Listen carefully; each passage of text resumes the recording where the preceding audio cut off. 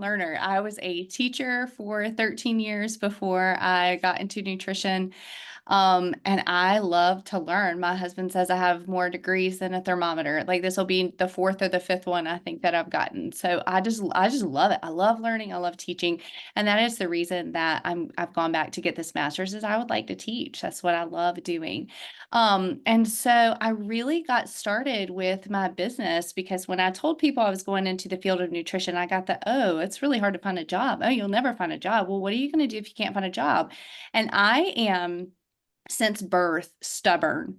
And if you tell me I can't do something, I'm going to prove to you that I can. Like when I was little, my mom would say, don't do that. And I would say, well, if I want to. And so I was determined that I was going to make money. I was going to start my business. I was going to do whatever it took to prove everybody wrong who said it's too hard to make it in the nutrition field. Like I was just determined. And so like kind of like you, Corinne, I was taking everybody. I was like, I don't care what your problem is. Come talk to me about it. We're going to fix it together. And I kind of got into this group. It was like mostly moms, and I did meal planning and I would write meal plans for moms and I would do all this stuff. Um, Got very overwhelming. Sean asked me one time in a one-on-one and mentoring, he was like, how much do you like planning meals? And I was like, I hate it. And he said, well, how much money would it be worth it for you to plan meals? And I was like, $500 a meal plan. He was like, charge it. And I was like, okay.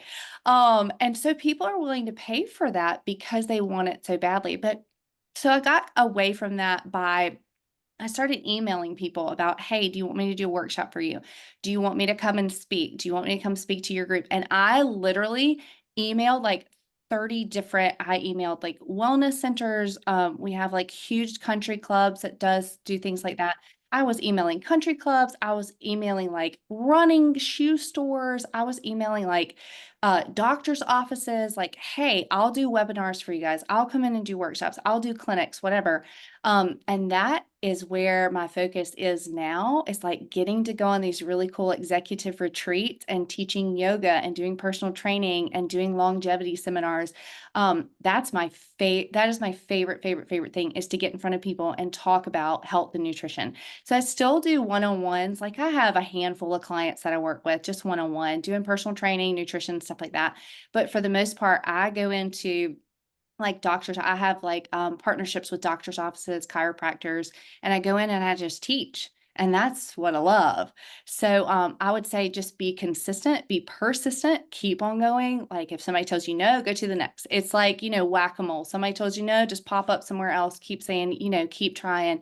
But I think, the social media is great, getting your name out there and all that kind of stuff. But I don't know if I answered all the questions or not, but that's where I am. And I'm a crazy Yeah. person. Our restaurant opens next month and yay!